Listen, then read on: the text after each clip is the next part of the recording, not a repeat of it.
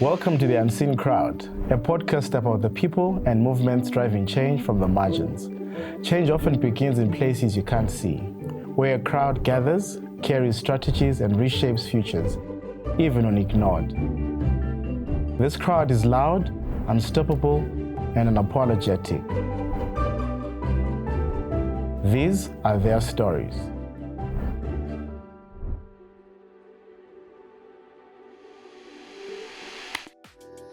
Welcome back to the Unseen Crowd. Bienvenue à nouveau dans le podcast Unseen Crowd, un podcast qui s'intéresse aux personnes, aux mouvements et aux acteurs de changement qui œuvrent en marche. Aujourd'hui, nous allons aborder et analyser un sujet qui préoccupe tous les mouvements, la responsabilité. Je suis votre animateur Jonathan, mais vous pouvez m'appeler Jono. Aujourd'hui, je reçois des invités venus de toute l'Afrique et de toute l'Asie. Nous allons parler de la responsabilité et après avoir fait les présentations, j'ai deux chansons pour vous. Oops, I Did It Again de Britney Spears et It Wasn't Me de Shaggy. Laquelle de ces deux chansons préférez-vous ou laquelle vous identifiez-vous le plus en matière de responsabilité? Très bien, merci beaucoup.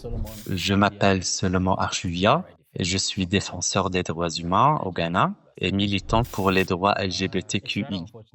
Je ne connaissais malheureusement pas très bien ces deux chansons, mais je pense personnellement que la responsabilité est une autre pratique de notre mouvement qui détermine son succès ou son échec. Voilà ce que j'avais à dire. Merci. Or fracture. Yeah, that's what I have to say. Thank you. Oui, je m'appelle Edison Moutar Boutar.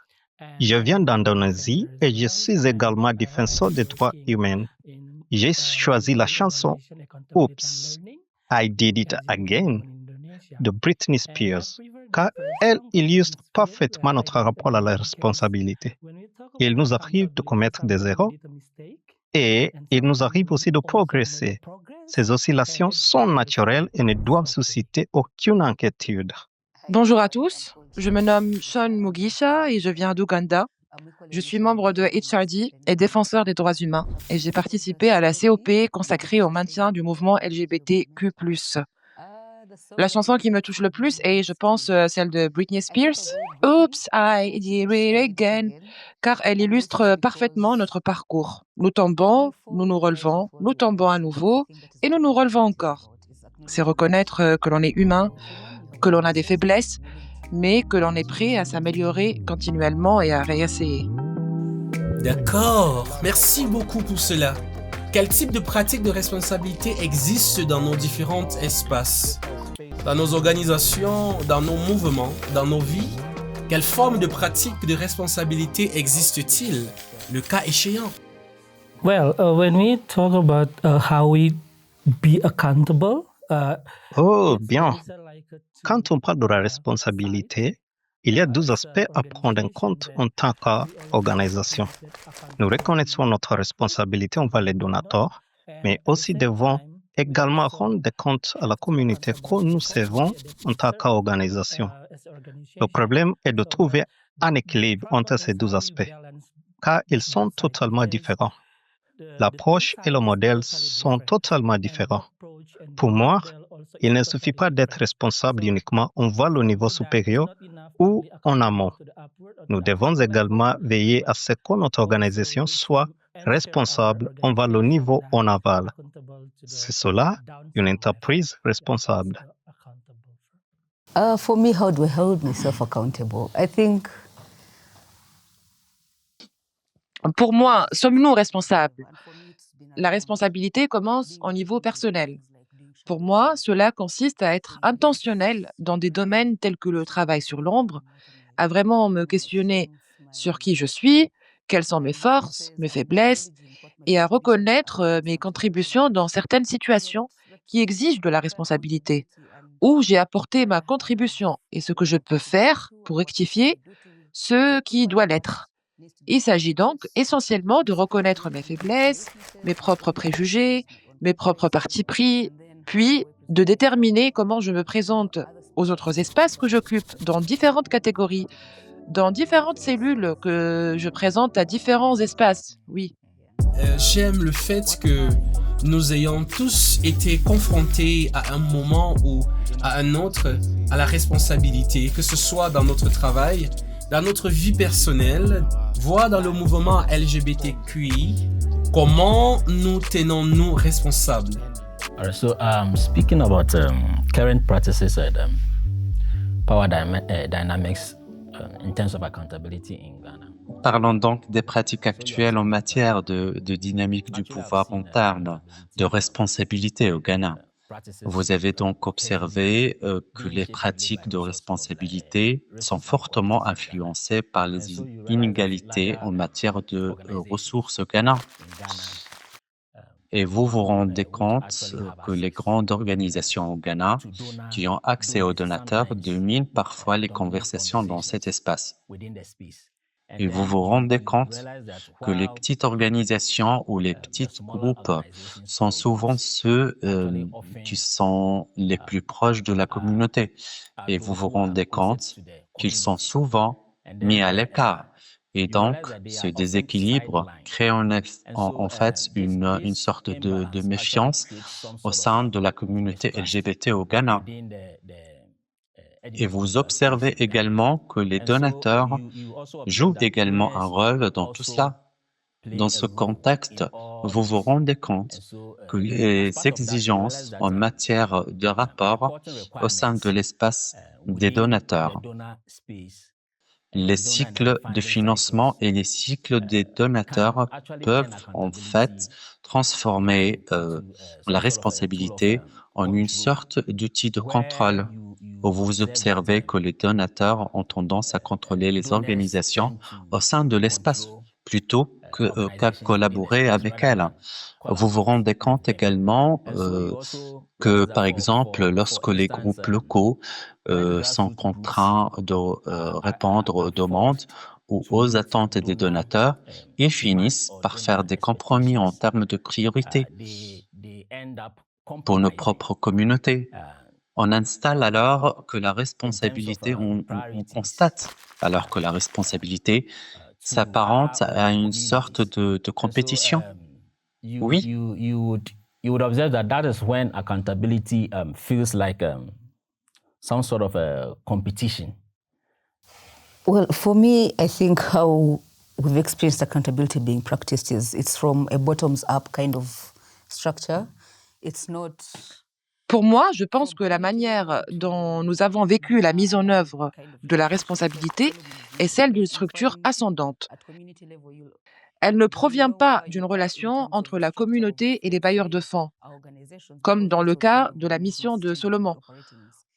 Au niveau communautaire, plus vous êtes bas dans la structure de nos organisations, par exemple, car le système d'organisation que nous utilisons dans la structure des ONG est hiérarchique, comme une échelle, plus vous êtes bas dans la hiérarchie, plus vous êtes responsable, plus vous devez rendre des comptes à vos supérieurs, qui peuvent être vos patrons ou autres. Et moi, ils sont responsables envers vous. Et cela fonctionne aussi dans l'autre sens. Si vous considérez que j'ai besoin d'une organisation, je suis principalement responsable envers les donateurs et non envers mes collègues.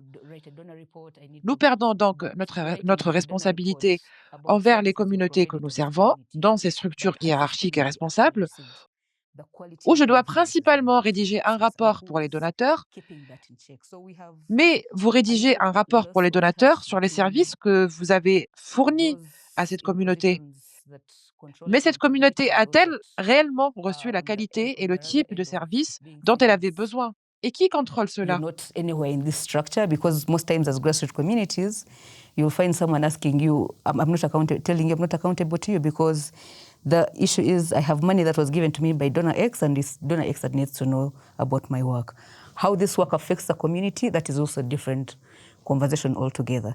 So, and there are mostly no checks and balances on bringing those, to light. So, again, aligning myself with what Solomon has said, it is mostly a restrictive kind of practice than collaborative and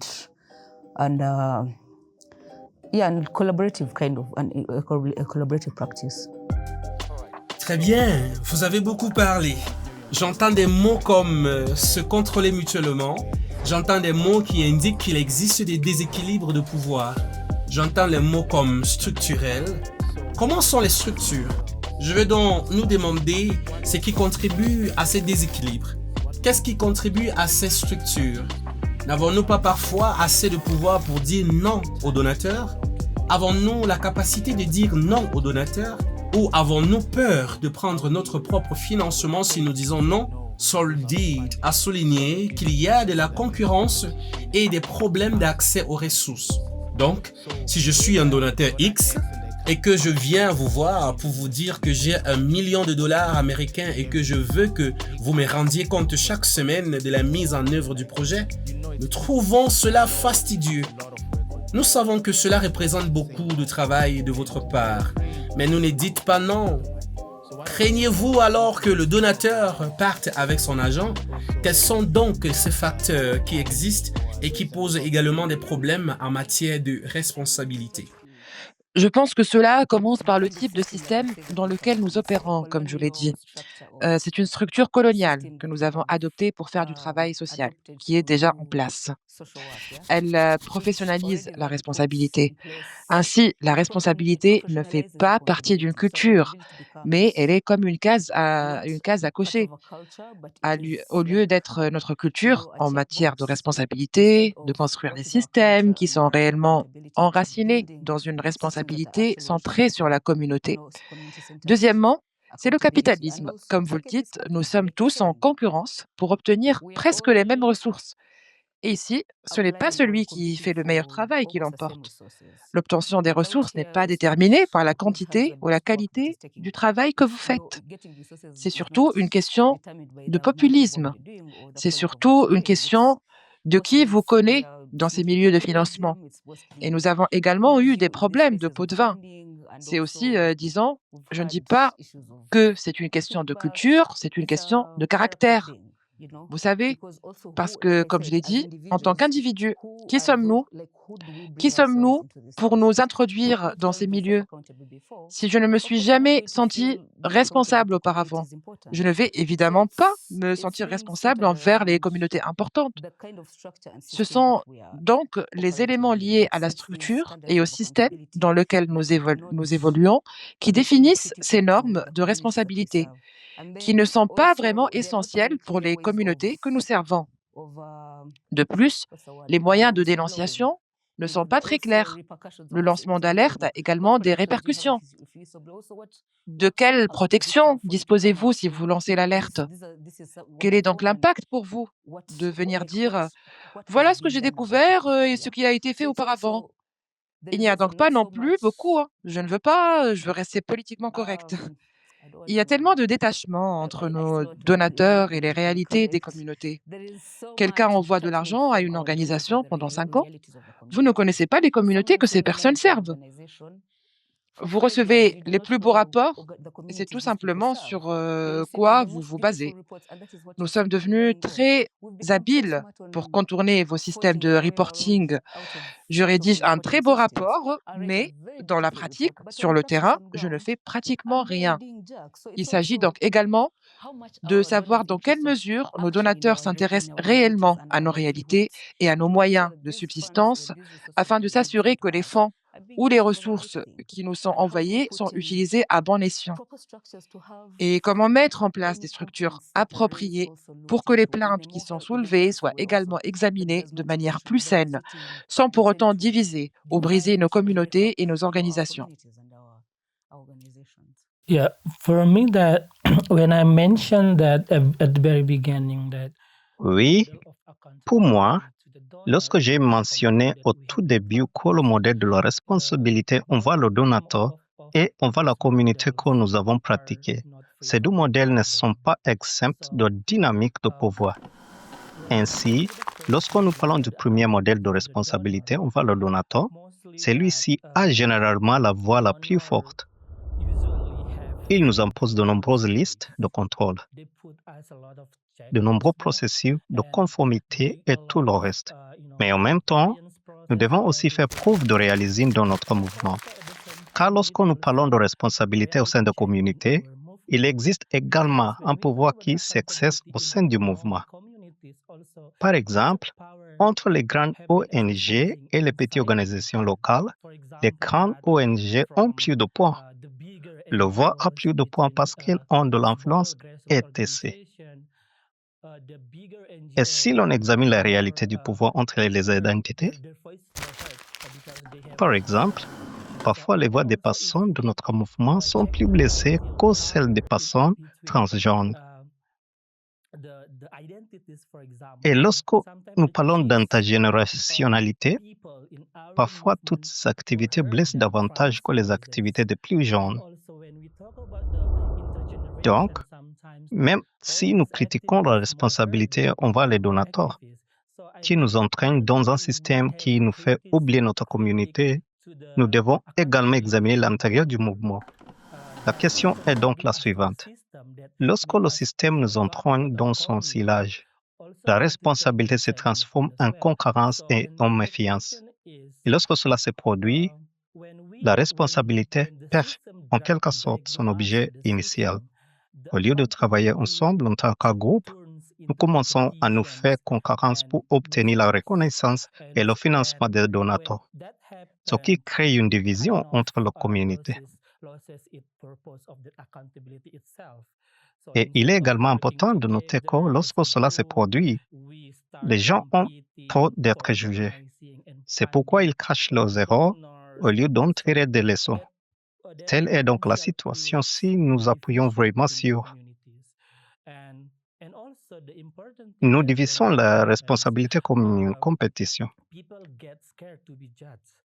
Et cette situation empire également lorsque les prix des donateurs aggravent. Car les organisations se concentrent davantage sur la satisfaction des bailleurs de fonds. Comme je l'ai mentionné précédemment,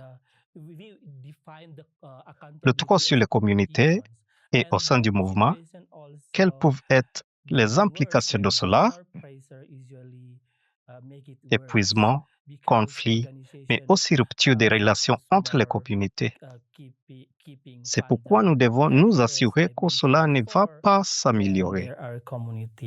And inside the movement, what the implications of that can be burnout, conflict, also broken relationship among the communities.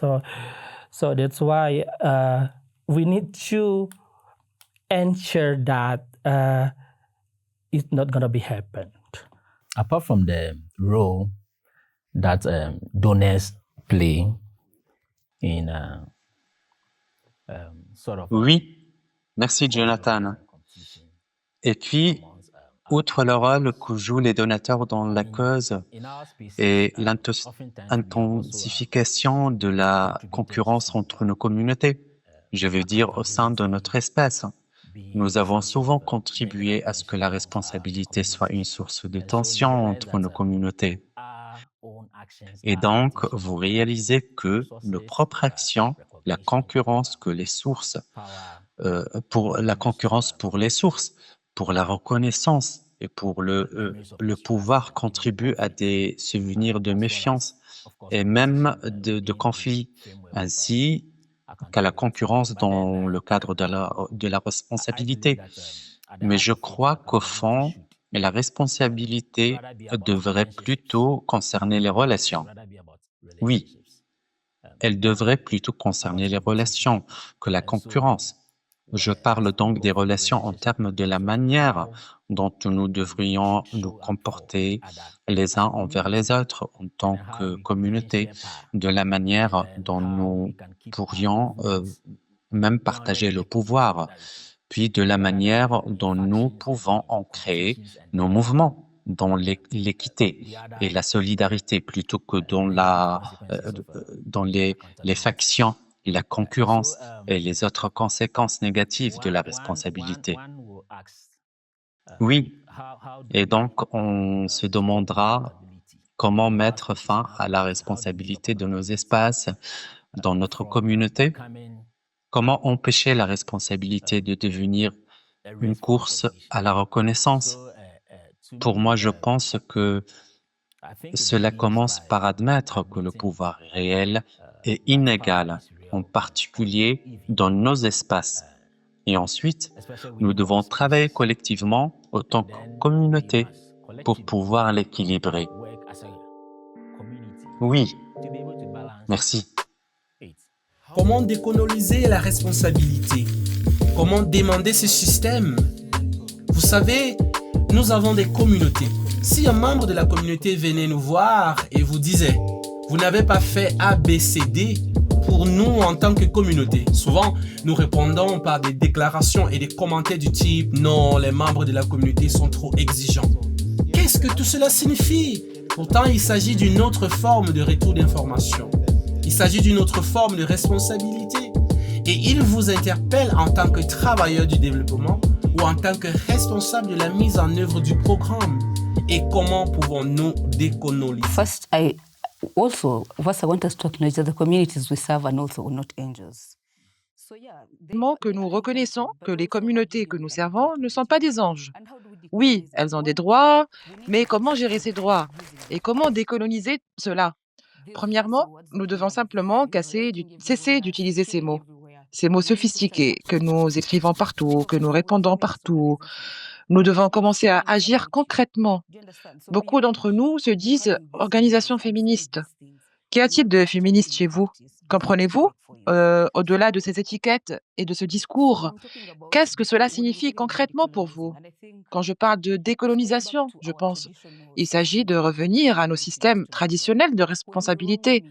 Lorsque vous me faites du tort, comment pouvons-nous concilier nos différences pour nous assurer que nous pouvons continuer à vivre et à travailler ensemble malgré ces différences? Et je pense que c'est là que nous avons échoué, parce que nous imaginons que se faire du tort mutuellement devrait être comme rompre des ponts et des choses comme ça. Avoir des systèmes, comme je le disais, avoir des amitiés qui nous rendent vraiment responsables les uns envers les autres. Je m'entraîne, pas vraiment, je construis un collectif égalitaire là où nous sommes. Nous n'avons pas de structure de leadership. Quelles sont les qualités ou les compétences que vous possédez qui peuvent nous aider à y parvenir? Bien sûr, voici ce que nous devrions envisager si nous menons par exemple un projet communautaire de garde-manger. Il s'agit de s'identifier les compétences que chacun possède et qui peuvent contribuer à sa mise en œuvre et à son bon fonctionnement avant de passer à l'étape suivante. Le leadership ne doit pas être imposé par la structure, mais assumé en fonction des actions que l'on mène et des compétences que l'on apporte.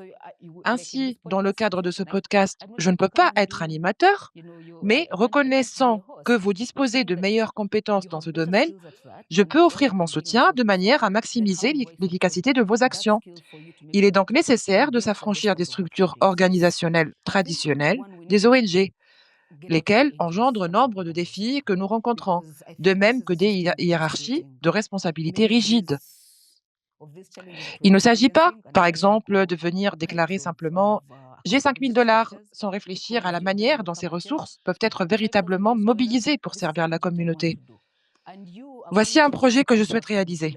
Et vous allez maintenant revenir et dire « OK, que devons-nous ajuster dans notre plan de travail pour nous assurer que nous répondons aux exigences de cette demande ?» C'est donc aussi à nous de nous asseoir, de faire le point et de nous demander si nous devons vraiment accepter tout l'argent qui nous est proposé.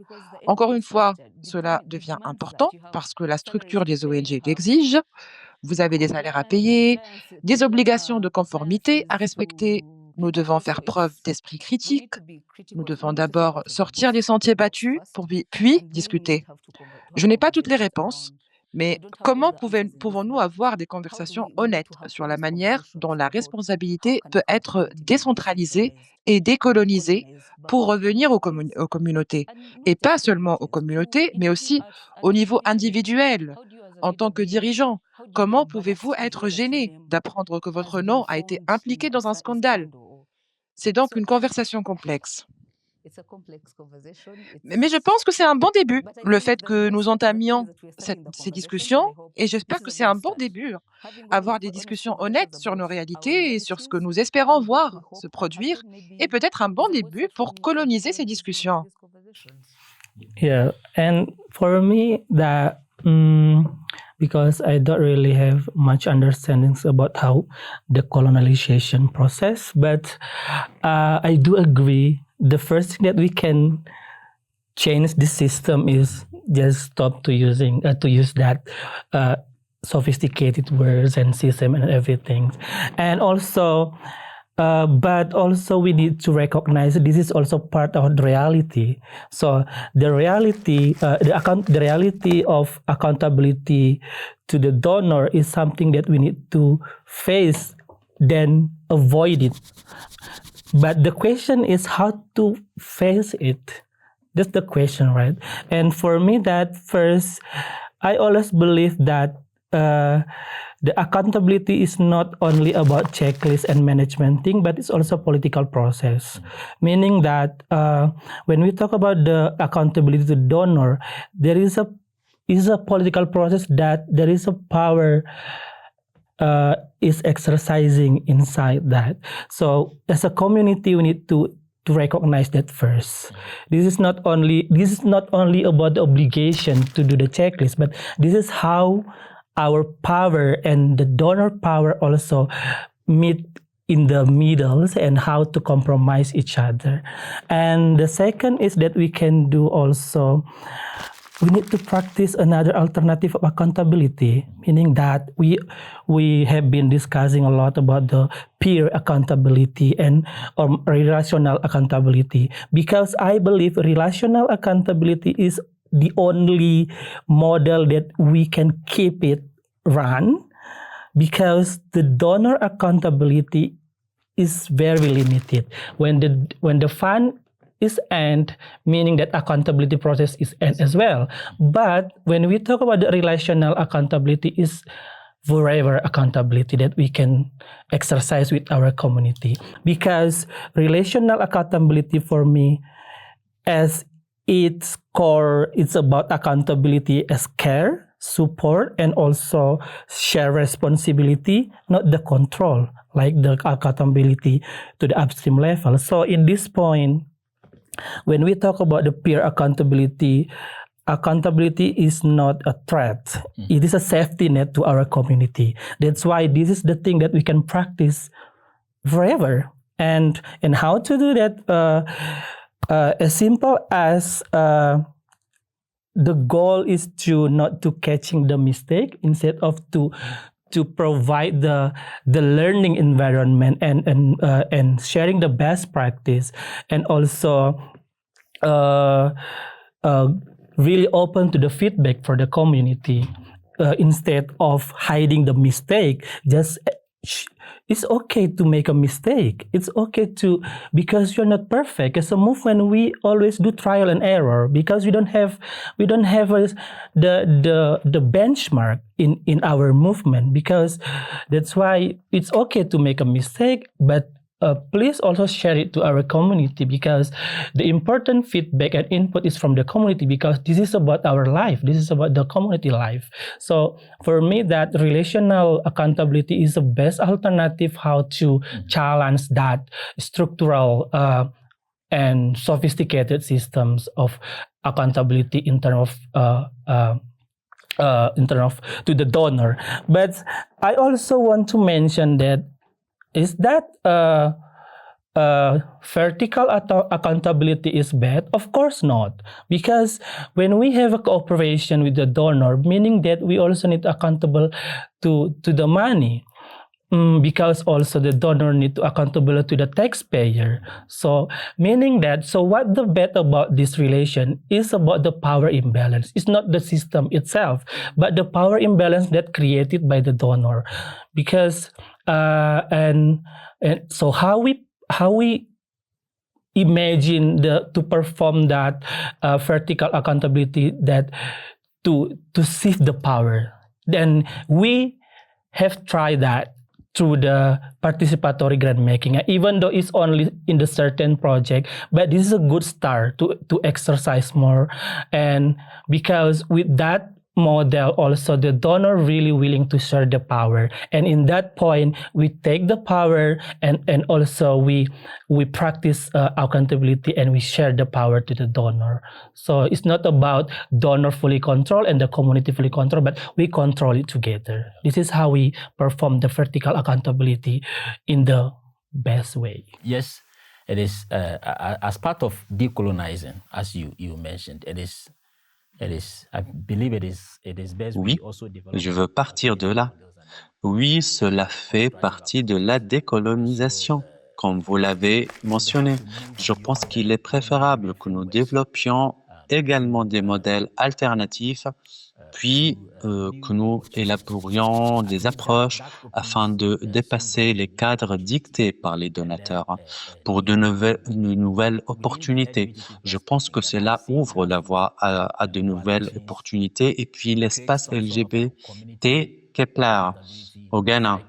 J'ai vu des coalitions locales créer une sorte de cycle de responsabilité communautaire où, en gros, les groupes se contrôlent mutuellement. Et puis, en termes de progrès, pas spécifiquement pour les donateurs, mais pour nous-mêmes en tant que communauté. À certains moments, nous avons également expérimenté des pratiques réparatrices où l'on se rend compte que les conflits sont principalement médiés dans le but de réparer les relations plutôt que de pousser les individus à l'extrême. Et puis, au sein de l'espace également, au Ghana, on se rend compte qu'il existe une sorte dans le cadre de la promotion de modèles alternatifs. Nous pourrions également promouvoir la co-rédaction de rapports et même des crédits conjoints à des fins de plaidoyer. Je pense que cela offre des responsabilités très puissantes pour renforcer la confiance. Pour moi, ces approches devraient nous rappeler que la responsabilité ne doit pas être un outil de contrôle. Il ne devrait pas s'agir de contrôle. Il devrait s'agir de garantir que le pouvoir est exercé de manière responsable au sein de nos communautés et de nos espaces, et de veiller à ce que personne ne soit laissé pour compte. Je pense donc que ce sont là quelques-uns des modèles alternatifs et des approches constructives que nous pourrions adopter en tant que communauté au sein de notre espèce en ce qui concerne la décolonisation, de la responsabilité, comme vous l'avez justement mentionné. Okay, thank you very much. So as we're about to conclude, D'accord, merci beaucoup. Alors que nous sommes sur le point de conclure et de terminer, j'ai une dernière question à vous poser. À l'avenir, que ferons-nous dans nos différents espaces, sur nos différentes plateformes? Que ferons-nous pour garantir une culture de la responsabilité? Nous avons parlé de la responsabilité relationnelle, des méthodes alternatives de responsabilité. À l'avenir, que ferons-nous? Oui, je pense que je vais personnaliser cela. À l'avenir, pour moi, une petite mesure que je prends toujours de m'assurer que lorsque je suis invité dans un espace particulier, je me demande souvent quelles sont les voies de la base qui manquent dans cet espace. Ensuite, je réfléchis à la manière dont je peux les faire entrer dans cet espace. Pour moi, c'est ça, la pratique de la responsabilité. Et puis, être capable d'utiliser l'accès. Non, pas pour moi-même, mais pour les communautés que je sers, pour notre intérêt collectif. Pour moi, en tant que personne qui croit que la responsabilité entre pairs ou la responsabilité relationnelle est une responsabilité durable, cela signifie que nous devons aller de l'avant pour mettre en pratique ces modèles. Mais pour mettre cela en pratique, la première chose que nous pouvons faire est de partager la compréhension que cela relève également de la responsabilité. Nous devons donc redéfinir la responsabilité que nous pratiquons depuis très longtemps en ce qui concerne les donateurs. Tout, la gestion, la conformité et tout le reste. nous devons redevenir la définition au sein des communautés. Cela signifie également que lorsque nous mettons en pratique cette transparence, cela ne doit pas se limiter au budget, mais concerner la manière dont les décisions sont prises avec la communauté. C'est très important. Je suis également tout à fait d'accord avec Solomon et c'est au sujet des approches réparatrices, car je pense que même si nous mettons en pratique cette responsabilité en tant que part et relationnel, les conflits persistent. Bien sûr, il y a des conflits et des vols, car il y a un pouvoir en jeu. Mais nous pouvons choisir une approche alternative pour répondre aux conflits. Au lieu de nous concentrer sur la punition, nous pouvons passer à une approche réparatrice. C'est-à-dire que nous pouvons nous concentrer sur la réparation, nous pouvons nous concentrer sur l'apprentissage et aussi, surtout, le plus important, c'est que le cadre de responsabilité dans ces modèles doit être construit ensemble dans cette communauté, sans s'appuyer sur le livre de la responsabilité et aussi, je vais vous dire, la théorie sophistiquée et tout le reste. Car je crois que lorsque nous mettons en pratique ce type de responsabilité, nous pouvons également gagner et nous pouvons également avoir le pouvoir de répondre à la réalité de responsabilité entre nous et le donateur. Car aujourd'hui, nous nous concentrons uniquement sur notre organisation, sur la manière de traiter ce rapport et tout le reste. Mais si nous mettons en pratique la responsabilité en tant que relationnel, nous avons plus d'arguments. Nous avons plus de personnes pour faire entendre notre voix auprès du donateur. C'est ce que nous voulons en tant que communauté. Ce n'est pas seulement ma organisation qui gagne, mais c'est la communauté qui gagne. Nous pouvons répondre à cette responsabilité structurelle en amont. Merci. Que va-t-on faire?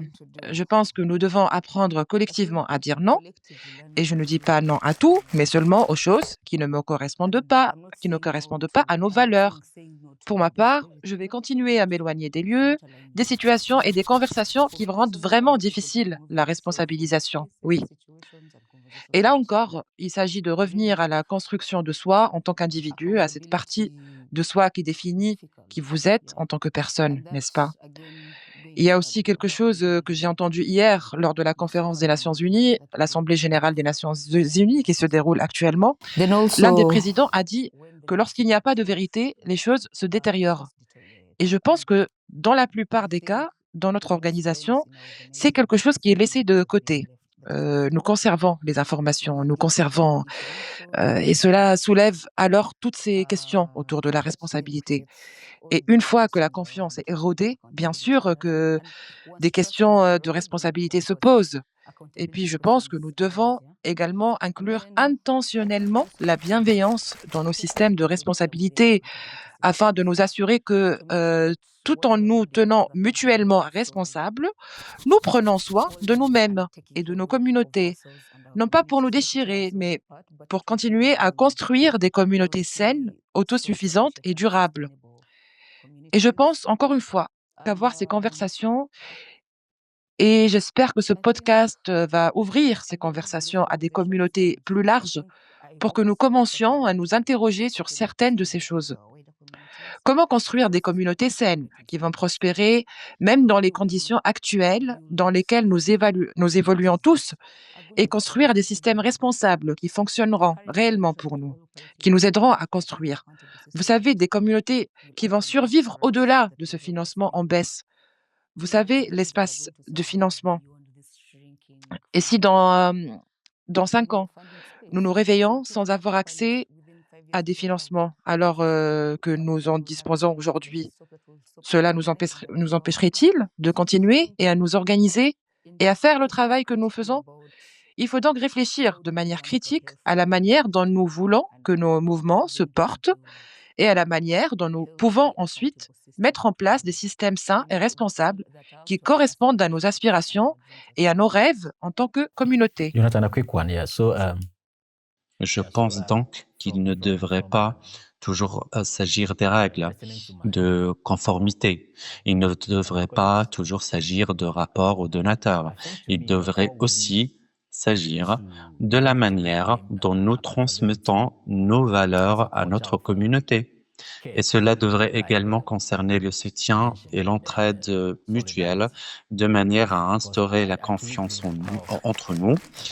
Et ainsi, pour moi, pratiquer la responsabilité signifie cultiver cette confiance et cette solidarité qui feront avancer nos mouvements, même dans un contexte où les ressources sont rares et où le pouvoir est en quelque sorte inégal. Merci. All right, thank you very much. Très bien, merci beaucoup pour ces conversations. Et avant de conclure, veuillez me demander des comptes, d'accord? J'aimerais que nous mettions en pratique la responsabilité ici. Alors, comment avez-vous trouvé les conversations? N'hésitez pas à me rappeler à l'ordre si j'ai eu tort. Yeah, I believe it's a very engaging one. Je trouve qu'elles sont très intéressantes. Pour moi, vous avez vraiment été à la hauteur. Se tenir mutuellement responsables. Dans l'esprit de la conversation que nous ayons, cela m'a fait du bien. Merci. Pour moi, c'est incroyable et la question a vraiment tout déclenché. Vous savez, parce que nous ne parlons pas souvent de la responsabilité de manière aussi approfondie, car nous nous concentrons uniquement sur la définition courante de la responsabilité. Mais dans cette conversation, nous avons tout exploré. Nous avons tout exploré correctement et enfin, pour moi, pratiquer cette responsabilité signifie également pratiquer l'attention, pratiquer la collaboration et également l'action collective, car il s'agit de nous et nous savons mieux que les autres. Je pense que la responsabilité est favorisée par la liberté d'expression que vous avez grandement facilitée. Et je vous en suis vraiment reconnaissant. J'ai le sentiment d'avoir participé à cette conversation sur la responsabilité. Vous avez entendu, mes amis, nous avons parlé de responsabilité. Nous avons parlé des relations au sein du mouvement, nous avons parlé d'amour, nous avons parlé d'attention. Merci beaucoup de vous être jointes à nous pour cet épisode. Rejoignez-nous la prochaine fois pour parler des collaborations et n'oubliez pas de nous enregistrer, de nous suivre, d'aimer et de partager nos épisodes.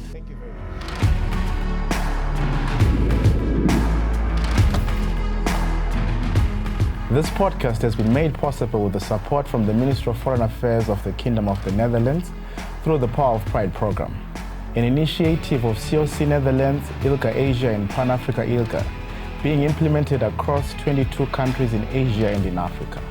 The program supports over 250 LGBTQI+-led community organizations to advocate for inclusive laws and policies and strengthen LGBTQI+ communities and civil societies in Asia and Africa.